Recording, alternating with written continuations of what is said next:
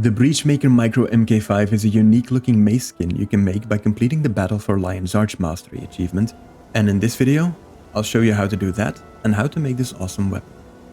Completing the achievement will reward you with the Breachmaker Drive Loop, which is a key ingredient for this mace. Now if you've already completed the achievement but are unsure of where you put the reward, use the timeline to skip to making the weapon. If you still need the achievement though, I'll show you which achievements I did to get to the Battle for Lion's Arch Mastery. Now as always, you can choose which achievements to do to get to the mastery. These are just the ones I did, and I tend to go for the easier ones. From the Twisting Marionette to Dawn of the Next Journey, that is 1, 2, 3, 4, 5, 6, 7, 8 achievements. These are simply gotten by doing the storyline. The Speed Over Size achievement is done in the first story instance, Twisted Marionette. You'll need to complete a platform fight without being hit by any of the marionette's attacks, so bring a class with lots of mobility if you can. The second phase should be the easiest, as the marionette's attack is mostly a straight shot. Raiders of the Lost Parts 2 requires you to go into a world versus world zone to grab the spare parts for Timmy during the Connecting the Pieces storyline. Once you start the story, there should be a green star lighting up with the optional goal for the spare parts. This area might be camped by griefers though, so be careful if you're trying to go for this. The alternative achievement I would recommend trying is the 6 minutes to nightfall, where you have to try and kill the 3 watch knights at the end of the Battle for Lion's Arch within 6 minutes after the event starts. The Please Follow Me to the Exit Again achievement can be done in the next story instance, Escape from Lion's Arch. While we are in this story instance, we're going to focus on some other achievements as well, to avoid having to do the storyline multiple times. I'll put a counter on screen so you can follow along. The map on screen is an overview of all the locations you'll have to visit. I'll post an Imgur link in the description. I would really advise on doing this part with a group. You have a lot of objectives to find and there's a ton of enemies in between. Dividing the map up in between friends will definitely help make it go faster. If you are going solo, you can still split the objectives up in between runs. You don't have to do them all in one go. The achievements we'll be keeping an eye out for are Investigative Record 3, Please Follow Me to the Exit Again, and All Bets Are Still Off. For Investigative Record 3, we will find one of the records. Please Follow Me to the Exit Again has you rescue a number of named civilians. And the All Bets Are Still Off, you need to find 7 racing MOAs. Starting up, fight with Rox and Bram until the map opens up. When that happens, head to the west from the plaza. Going down into the canals, you will find Wiglaf hiding in the sewers. A little bit further, crossing the bridge, we can rescue Motti the Moa.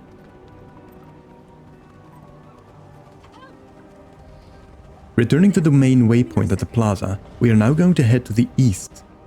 Opening your map, you should see the shape of a ship. Head over there and fight your way to the top of the wooden supports.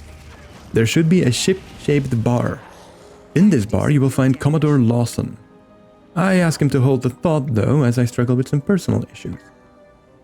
From this point we are heading directly south. Jump or run down the ship and go south by southeast. Stick to the wall to avoid aggroing everything in the area. Entering here, you should be able to see Mona the Moa. It's from this point that I realized this might be more difficult than I first thought. So we do some strategizing and start run 2. From the main waypoint, jump down into the water leading south into the sea and follow the coastline. Once it opens up, turn to the east and find Meep on the shoreline. Continue following this shoreline to the east and the north. Following the canal back inland to the north, you will find Mix the Moa near a rocky area. From here, use the packed emergency waypoint on the east side of the city. Run along the road to the north, heading to the waterfall area. Underneath the waterfall, you will find Urmo. Back to the packed emergency waypoint and head south now. Follow the road south and pass the bridge on your right. Slay the group of enemies, or wait for them to pass, and find Mogo the Moa underneath a tree. From here we run back to the bridge and fight our way across. I didn't feel like taking on the elite and veteran enemies, so like a true bomb-wielding ninja, I made my way around the building to sneak Torina Pani out.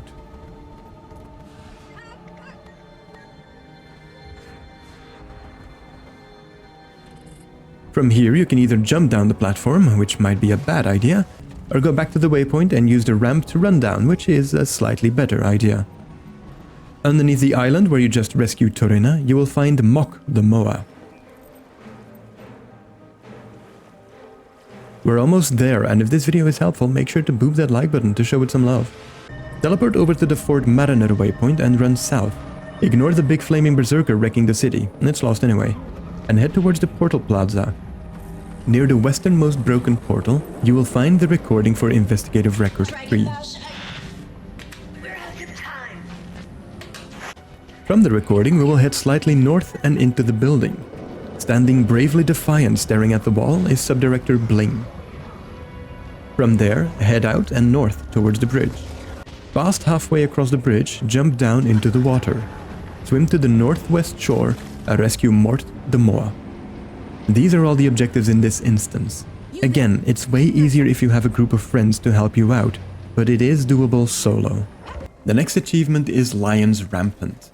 Very simple, just complete events during the battle for Lion's Arch. Lion's Rampant 2 is, as you may expect, the same as the first one, which requires you to do 10 more events. The People's Champion can be achieved by defeating champion enemies in the public battle for Lion's Arch. Assault Breaker is another simple one, and you'll probably get this one with the Lion's Rampant. This will have you participate in defeating the Assault Knight trio. Keep in mind though that this is a tiered achievement, meaning you'll have to do it several times.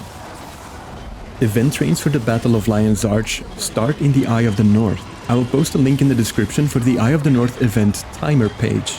Joining one of these will be your best bet to get these achievements. Once you're in the Scarlet's End storyline, you can find the second recording for Investigative Record 3. It can be found on the round console behind Scarlet to the left side of the energy probe map. It is identified by a purple object.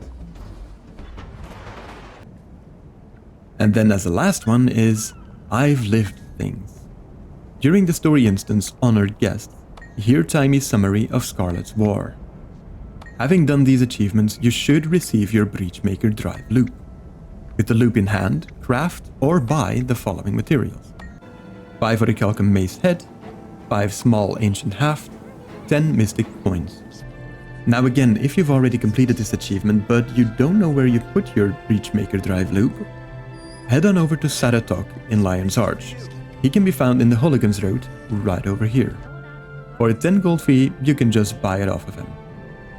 Now take all of these items and toss them in the Mystic Forge, along with your loot, to make the Breachmaker Micro MK5.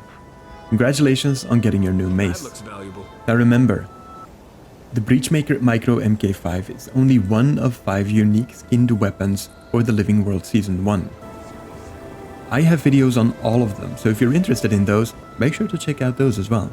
And if this video was helpful, don't forget to boop that like button or stop by a live sometime. We'd love to have you. Until the next one though, take care my friends and happy adventuring.